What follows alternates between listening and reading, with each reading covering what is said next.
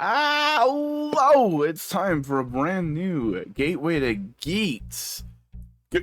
Geats. It happened again this week, almost as if it's a regularly scheduled television program. Aha!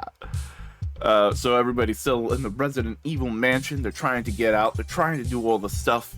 And we cut back to Buffa basically rejecting and rebuffing Punk Jack's like offer of like, hey, work with us, you'll finally be able to beat Geats. He's like, nah, I want to beat him on my own. I'm a big boy, I can do it. I'll wear pull-ups. And but we go back to the other group with Ace, Kawa, Nago, the old guy, and the two civilians that they have to protect. And the old guy, he is succumbing to injuries hard and heavy, and he falls. And that's when we cut to the theme. It's like, oh no, what's gonna happen to our heroes? But I know what's gonna happen to you in this video. You're gonna like it, you're gonna comment, you're gonna subscribe to the channel, because it's nice. It's a good thing to do. It's a good thing to do. Also, follow other social medias, Twitter, Tumblr. Links are in the description. But meanwhile, the old guy is down, but the group gets attacked. Oh shit, everything is going to hell. The teenage girl gets it like hurt. I wouldn't say injured, hurt. And Kawa is like kind of like going like, I should probably help her. And he stops himself, but then her younger brother steps in the way and basically protects her. Does the whole like little kid like, no. It's adorable. Good kid. He seems like a good kid. And like then Kawa goes like, fuck me. Yeah, no. And he goes out and protects a little bit. He tries to fight, and he basically, after they get the wave away from them, he goes up to Ace and goes like, hey,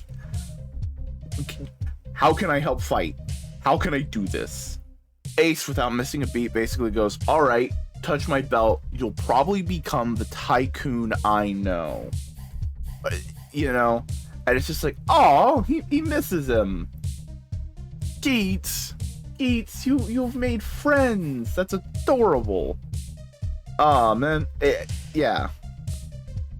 And it does show that maybe Geats does see Tycoon as like a friend and ally to help with his ultimate goals. And like, I hope that's the next step, because he's let Nago in. Ace has let Nago in of like, something's up with the DGP. I'm looking for my mom. Like, I want the second they have a moment to breathe, I want Ace and Kawa to have like a bro moment of like, Kawa going like, hey, you kind of betrayed me a little bit. And it's like, yeah, but like, here's the reason why, and I don't trust anybody, but here's the reasons I trust you now. Like, I hope we get one of those moments. That would be nice, mainly because I really enjoy Kawa as a character. But basically, Kawa now touches the belt, remembers everything, and he asks, he basically takes Ace's phone and goes like, hey, Game Master, let me in the game. And Game Master's like, no. Okay, if the old guy quits. And the old guy immediately goes like, yeah, no, fuck it, I'm old and injured. What do you think? And it's just like, I wouldn't say it's comical, it's just like, it's nice. It works. It's lighthearted in the face of darkness. That's a good way to think about it. You know? And with the old guy forfeiting his rights to the game, Kawa goes like, all right, cool. I gotta go get my shit. Can you guys keep these safe? And Ace and Nago are like, hell yeah, we can. Go get your belt. So that whole thing happens. Kawa goes, grabs his belts. He's running back through the mansion to do it. Meanwhile, Buff is also fighting. He's about to use Ninja, but it gets knocked out of his hands all the way to the ground where Kawa's running through. And Kawa goes like, oh, this is fucking fate, bro. And Buff is like, son of a bitch. Fuck, I can't even be mad. That's fucking cool, you know? He probably will be mad next episode, but Kawa then meets back up with Ace, and he's all kitted out for a fight, and this is a much more fight heavy episode. which I don't mind. We've been kind of light. I wouldn't say light on fights. The fights have been very much end area of the episode, so to have it be a little bit more spread out through it is nice. But they meet back up, and goddamn, they are a great team. Just Ace and Keiwa, Tycoon and Geats, of like a fast guy who can like get in quick and just and do all the close combat melee stuff, and then Geats who can fall back and do the range. Like, it's a good team. It's a good team, and they work well together. Especially now that basically they kind of have a trust of like, all right, we can work together. We have worked together. And Keiwa already being a trustworthy person, and Ace, Buffa, and Nago basically going through the teamwork exercises that they've have been since Keiwa's been gone. Of like, we kind of have to work together. And like, now that they are all at the level of like, we have to work together that Keiwa already was, they're kind of already in sync, which is nice. But this fight doesn't end with everybody together. They do get separated. Specifically, Ace and his young ward get separated from the rest of them, and they, trying to get to some safety, run into Punk Jack and Samuri, who are in a tower, basically in a room with a bunch of cipher material to open the door. Because that's the big thing, is that they have to decipher a cipher to basically know what to say to open the door. And Ace is basically there calling them out. It's like, oh, hey, you're here from the game to like make it so I don't win. And Punk Jack goes like, fuck, what the fuck, dude? Oh, yeah, sure. But you can't win. Like, I'm here. And Samuri basically stops Punk Jack from legitimately fighting Ace, because she's like, that's against the rules.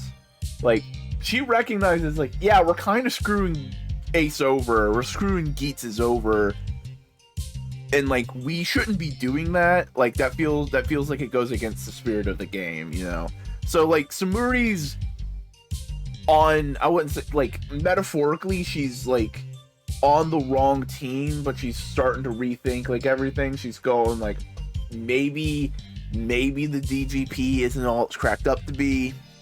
All that kind of stuff. But as they take the cipher stuff, they go into the room with the clues, with the paintings and everything. There's a cute moment, because last episode, Punk Jack switched 2 of the tiles to, like, make the code confused, and Geats immediately sees through it. He saw, like, the slash that was on the tile, and it's like, oh, these 2 are switched. Here we go. And Punk Jack's just like, son of a bitch, how did you figure that out? And it's like, I play Ace Attorney. You know, that kind of vibe. Geats does not play Ace Attorney. I am just making a joke. But then they get fucking attacked again, because that's what happens in this unrelenting gauntlet of a house. So they all suit up, everybody suits up wherever they are, and they all start using the golden jackpot power up. I know it probably has a real name. I don't care right at this moment. Golden jackpot. We get a little bit more refinement of exactly what is its ability. So you spin it and you get a random other power up. Just a random one. And you have no choice in the matter. And it's like, okay, so if you spin it again, you might get the power up you want, which everyone does. It's a really fun thing. Everybody gets doubled up. We also see the gold accent that everyone gets. I genuinely like that they all have like individualized gold accent pieces whenever they get the double power up. It's nice. It's a way to like show them. Also, Geats this version looks way better than the last one, because like I don't mind the gold scarf on boost double. I find like it's fine, but just having the star there, just the star, adds so much to that, you know? It just makes it that much better. But yeah, they all rolled it again, and now they are doubled with the pants. Like I keep saying, the pants are the ultimate form of power in this show. All the writers get some great moments though in the fight. Just a bunch of fun. Like, it's hard to say the like aspects of the fight. It's just a good fight. It's fun to watch. They are keeping up with the choreography and the visual ideas that they are playing with in the season. Like, they aren't dropping anything because it's like cheaper or easier to do something else. It's like, no, we're gonna keep doing the freeze frame and the slow-mo and the like bullet time. Like, they're keeping it up, which I greatly appreciate. It makes the whole thing feel a lot more like coherent. And it's also just like really nice to see, again, all of these writers are working together. They are teaming up, despite how much the game kind of wants to pit them against each other. And again, I'm leaning on the idea of like, maybe that's the point. Maybe they're supposed to be learning that team together despite what the world wants them to do, that kind of thing. But then, as they're fighting, Ace figures out the last little bit they need for the code, because like they couldn't figure out the one little thing. As he listens to Yamato basically say one phrase and then say henshin, and he's like, oh, they have a language.